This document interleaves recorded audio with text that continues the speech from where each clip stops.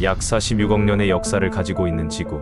기나긴 역사만큼이나 무수히 많은 동물들이 존재해 왔는데요. 그렇다면 그 많은 동물들 중 가장 거대한 동물은 무엇이었을까요? 오늘 저희 채널에서는 약 46억 년의 지구 역사상 가장 거대했던 동물 10종을 소개해드리려고 합니다. 첫 번째로 소개드릴 동물은 시오니사우루스입니다. 시오니사우루스는 중생대 트라이아스기, 지금으로부터 약 2억 1천만 년 전에 살았던 대형 어룡으로 길이는 약 15m에서 21m, 무게는 약 30톤으로 추정됩니다. 이들은 대형 어룡으로서 대중문화에서 종종 언급되며 다큐멘터리나 영화에서도 등장하기도 합니다. 어룡 중에서도 특히 그 크기와 독특한 외형 때문에 고생물학 연구에서 주목받고 있습니다. 바다에서 서식하는 이들은 긴 몸과 작은 지느러미를 가지고 있었으며 이러한 신체 구조는 깊은 바다에서 빠르게 헤엄치는 데 적합했습니다. 두개골은 크고 둥글고 긴 주둥이를 가지고 있었으며 이 주둥이에는 주로 작은 이빨이 있었거나 아예 이빨이 없는 개체도 있었습니다. 이들은 주로 오징어, 작은 물고기들, 그리고 연체동물을 먹이로 삼았을 것으로 추정되며 큰 눈을 가져서 깊은 물속에서도 잘 볼 수 있었을 것으로 보입니다. 시오니사우루스의 화석은 1920년대 고생물학자 찰스 루이스 캠프와 그의 팀에 의해 네바다 주의 쇼쇼니 산맥에서 처음 발견되었으며 화석이 발견된 지역의 이름을 따서 시오니사우루스라는 이름을 갖게 되었습니다. 이 화석은 과거 해양 생태계를 연구하는 중요한 단서가 되었고 시오니사우루스가 멸종한 이유는 정확하게 알려져 있지는 않지만 여러 가지의 이유로 추정을 할 수 있습니다. 시오니사우루스는 트라이아스기 말 대멸종 때 사라졌으며 대멸종의 주요 원인인 화산활동, 기후변화, 해양 산성화 등으로 여러 변화가 해양 생태계에 심각한 영향을 미쳤을 가능성이 큽니다. 이러한 영향으로 먹이 사슬이 붕괴되고 산소 수준이 급격히 감소하며 대형 해양 생물들에게 생존이 어려운 조건이 되었을 가능성이 있으며 쥐라기 시대로 넘어가자 새로운 환경에서 더 적응력이 뛰어난 해양 생물들이 등장하면서 시오니사우루스가 경쟁에서 밀려났을 가능성도 있습니다. 하지만 시오니사우루스는 현재까지도 트라이아스기의 해양 생물 중 가장 거대한 존재로 평가받고 있습니다.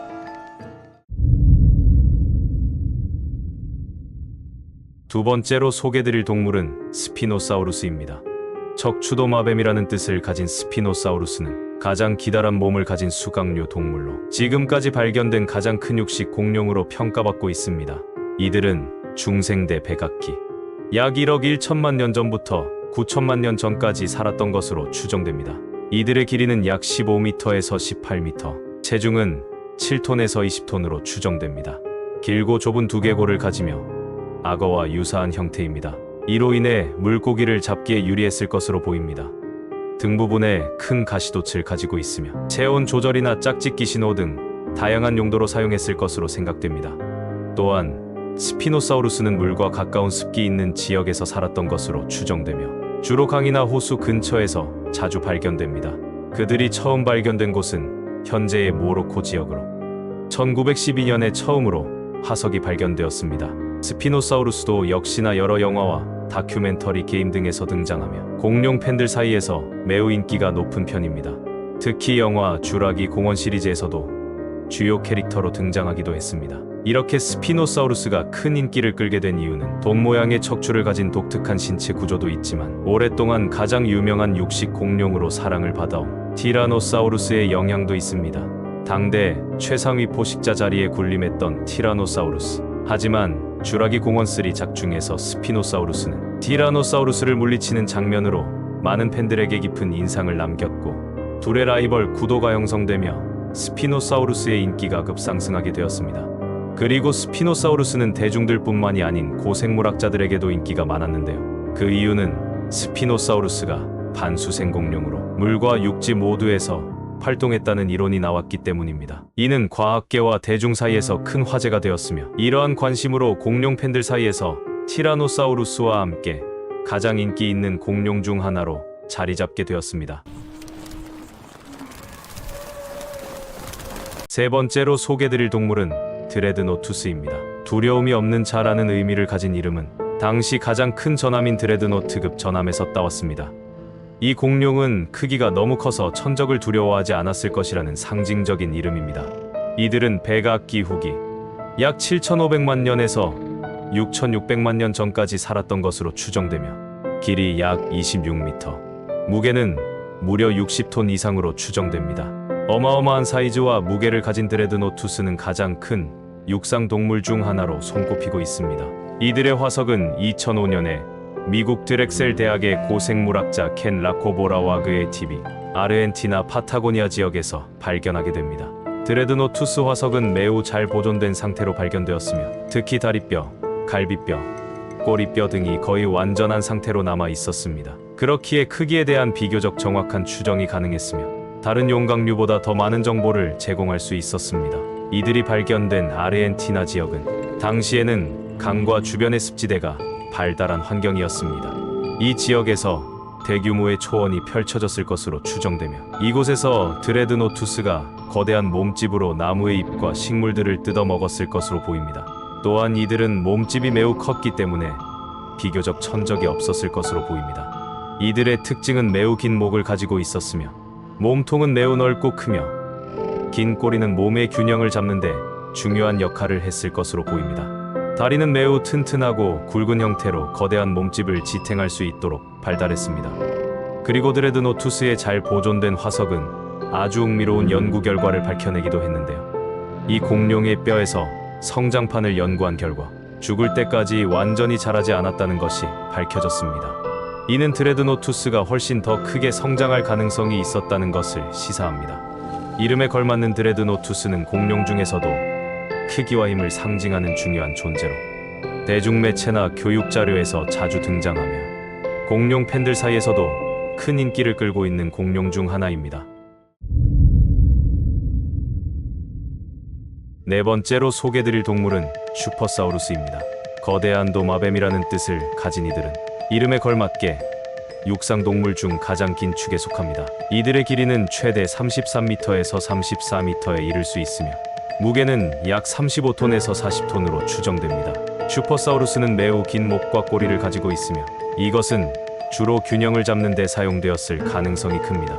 초식성인 이들은 높은 나무의 잎과 식물을 먹이로 삼았고 긴 목을 활용해 다른 공룡들이 닿지 못하는 식물들을 먹었을 것으로 보입니다. 이들은 쥐라기 우기 약 1억 5천만 년 전에 살았던 것으로 추정되며 1972년 미국 콜로라도주에서 첫 화석이 발견되었습니다.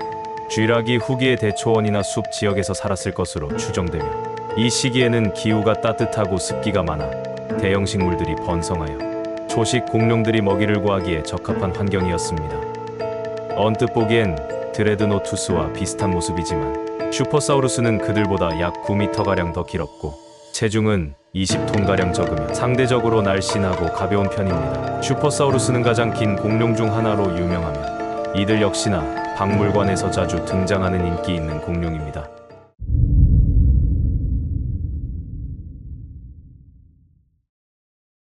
다섯 번째로 소개드릴 동물은 아르젠티노사우루스입니다.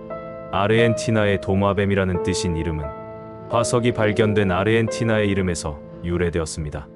이들의 첫 화석은 1987년 아르헨티나의 농부에 의해 발견되었으며 발견된 화석의 사이즈만 봐도 그들이 얼마나 거대한지 짐작할 수 있었습니다. 이들의 길이는 약 30m에서 40m로 추정되며 무게는 약 50톤에서 100톤으로 육상에서 가장 무거운 공룡 중 하나로 여겨집니다.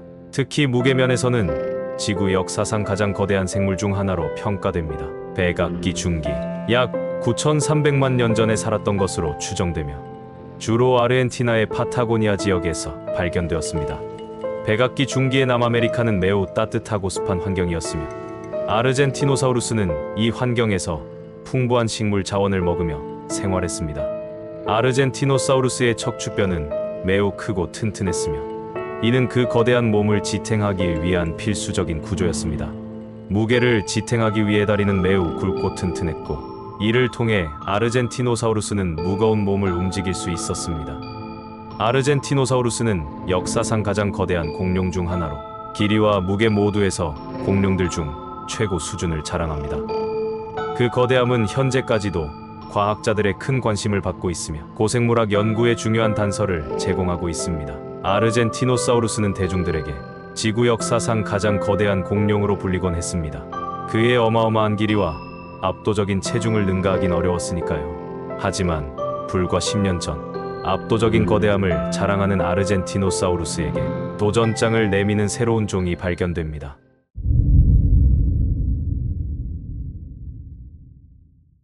여섯 번째로 소개드릴 동물은 파타고 티탄입니다.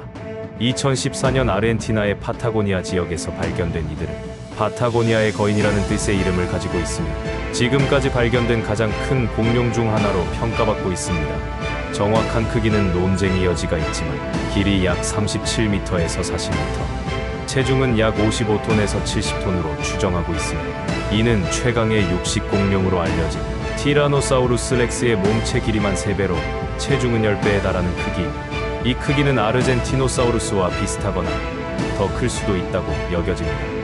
파타고 티탄의 화석은 2014년 아르헨티나의 파타고니아 지역에서 거의 완전한 상태로 발견되었습니다. 덕분에 과학자들은 파타고 티탄의 크기와 형태를 비교적 정확하게 추정할 수 있었고, 발견된 개체는 성체에 가까운 상태였으며 여러 개의 다른 개체들도 함께 발견되어 이 공룡이 집단 생활을 했을 가능성을 시사합니다. 파타고 티탄은 다른 용각류처럼 초식성이었으며 아마도 고목에서 자라는 나뭇잎을 먹으며 생활했을 것입니다. 이들의 화석은 너무나도 커서 보잉 787 드림라이너 2기에 나눠 실어서 운송을 했으며 이들의 화석을 전시하기 위해 9m 높이의 갤러리가 필요했다고 합니다. 그러나 파타고 티탄은 덩치만 컸을 뿐 행동은 매우 느려 전혀 위협적이지 않았을 것으로 추측하고 있습니다.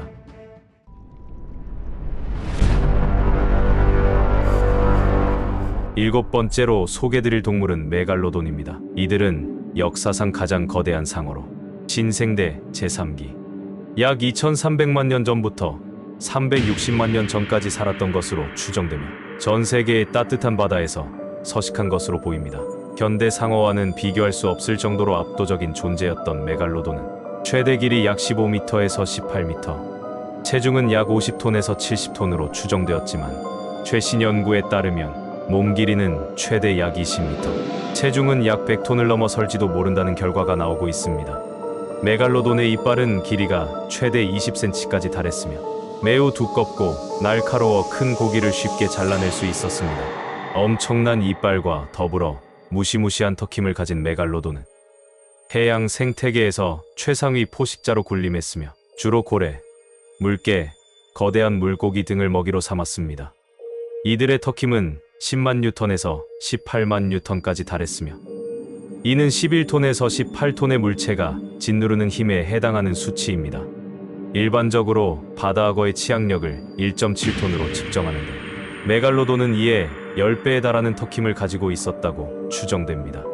이런 무시무시한 파괴력을 가진 메갈로돈이 멸종을 하게 된 이유는 무엇이었을까요? 이들의 멸종 원인은 대표적으로 3가지를 추정해 볼 수 있는데, 첫 번째는 기후변화입니다. 지구가 냉각되면서 바다의 수온이 떨어지기 시작했고 메갈로돈이 서식하던 따뜻한 바다가 줄어들었습니다. 두 번째는 먹이 부족입니다.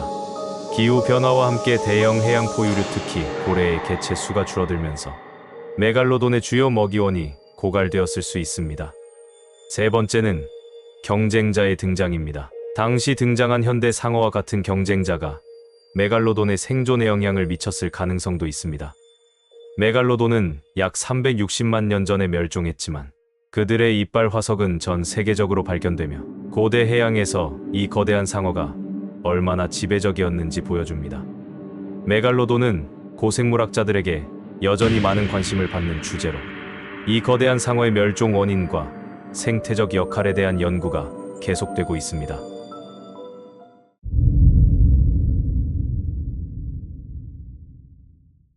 여덟 번째로 소개드릴 동물은 리비아탄입니다. 이들의 이름은 성경 속 해양 괴물 레비아탄에서 따온 것으로 약 1300만 년 전에 살았던 거대한 고대 고래입니다. 리비아탄은 고래 중에서도 특이하게 포식성을 띠었으며 강력한 턱과 거대한 이빨을 사용해 고래나 다른 대형 해양 생물을 사냥했을 것으로 추정됩니다. 길이는 약 13m에서 18m, 일부 전문가들은 최대 20m 이상까지 추정하고 있으며 체중은 약 50톤으로 추정하고 있습니다. 이들은 메갈로돈과 비슷하거나 조금은 작지만 이빨의 크기는 최대 36cm로 메갈로돈의 2배 정도의 크기이며 역사상 가장 큰 포유류의 이빨 중 하나입니다. 리비아탄은 그 강력한 턱과 거대한 이빨을 바탕으로 대형 고래나 해양 포유류를 사냥했을 것으로 보이며 해양 생태계의 최상위 포식자 중 하나였을 것으로 추정됩니다. 리비아탄의 화석은 2008년 페루에서 처음으로 발견되었습니다. 발견된 화석은 비교적 완전한 상태의 두개골과 이빨이었으며 이를 통해 과학자들은 리비아탄의 크기와 생태를 유추할 수 있었습니다.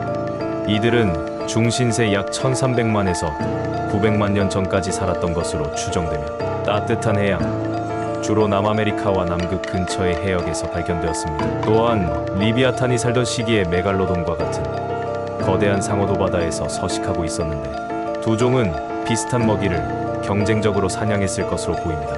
이로 인해 리비아탄과 메갈로돈은 당시 해양 생태계의 최상위 포식자로 서로 경쟁 관계였을 가능성이 큽니다. 그 둘의 라이벌 관계는 대중들에게도 큰 인기를 끌었습니다. 하지만 리비아탄과 메갈로돈 중 어느 한쪽이 절대적으로 우세하다고 단정짓기는 어렵습니다. 두 생물은 각기 다른 강점을 가지고 있으며 싸움의 결과는 여러 요인에 따라 달라질 수 있기 때문입니다. 이런 리비아탄도 중신세 후기에 멸종했는데요. 멸종 원인으로는 역시나 기후 변화와 해양 생태계의 변화가 큰 역할을 했을 것으로 보입니다.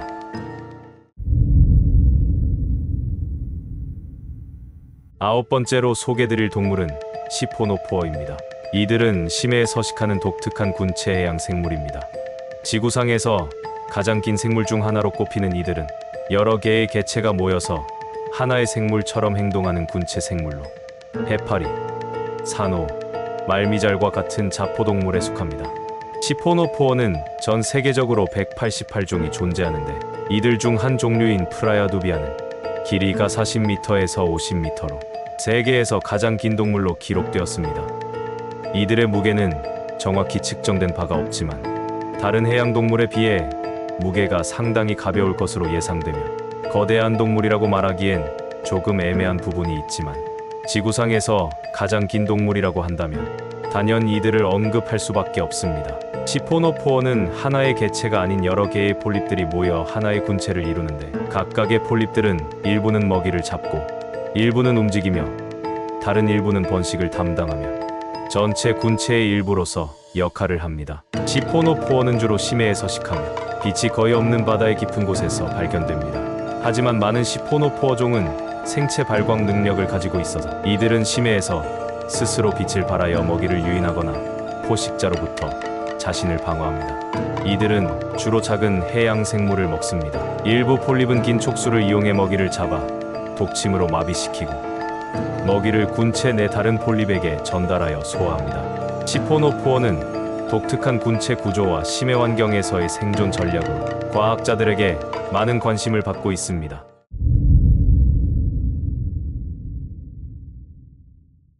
마지막으로 소개드릴 동물은 대왕고래입니다. 그들은 현재 살아있는 가장 큰 동물로 그리고 지구 역사상 가장 큰 동물로 불립니다. 흰긴 수염고래 또는 흰 수염고래라고도 불립니다. 길이 약 25m에서 30m, 체중은 100톤에서 200톤까지 이릅니다. 이 무게는 대략 33마리의 아프리카 코끼리와 맞먹는 무게이고 대왕고래의 심장은 소형차 크기와 비슷하며 그들의 혀의 무게는 약 2.7톤에 달합니다. 지금까지 소개된 모든 동물과 비교를 해도 압도적인 스케일을 가지고 있는 대왕고래입니다. 그들의 주요 먹이는 크릴새우이며 하루에 약 4톤 이상의 크릴을 섭취할 수 있습니다. 그리고 대왕고래의 이름에 걸맞게 새끼 고래 또한 엄청난 크기로 태어나는데요. 이들은 길이 약 7m에서 8m, 무게 약 3톤에서 4톤으로 태어납니다.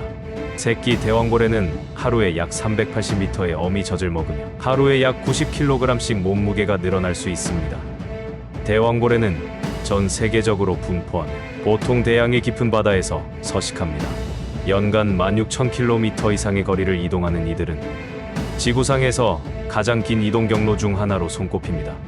뿐만 아니라 가장 큰 소리를 내는 동물이기도 한 대왕고래는 최대 188dB에 달할 수 있으며 이는 제트기 엔진 소리보다 큽니다. 약 1600km 이상 떨어진 거리에서도 들릴 수 있는 수준입니다. 하지만 이들은 불과 얼마 전까지만 해도 멸종 위기를 겪고 말았는데 그 이유는 20세기 초반까지 대규모 고래잡이로 인해 개체수가 급격히 줄어들었고, 이로 인해 한때 전 세계적으로 몇천 마리만 남았을 정도로 심각한 멸종 위기에 처했습니다. 현재는 대왕고래의 상업적 포획이 금지되어 있으며 오늘날에는 약 10,000마리에서 25,000마리 정도로 추정되지만, 과거 수십만 마리에 달했던 개체수를 회복하기에 조금 더 많은 노력이 필요해 보입니다. 46억 년의 지구 역사상 가장 거대한 동물이 현존하고 있다는 사실이 놀랍지 않습니까? 대왕고래는 우리 지구의 자연의 경이로움을 상징합니다. 그들을 보호하는 것은 우리의 책임입니다. 앞으로도 대왕고래와 같은 놀라운 생물들을 보호하기 위해선 많은 노력과 관심이 필요합니다. 지금까지 지구 역사상 가장 거대한 동물 10종에 대해서 소개해드렸습니다. 다음 영상에는 더욱 흥미로운 주제와 함께 다시 찾아오겠습니다.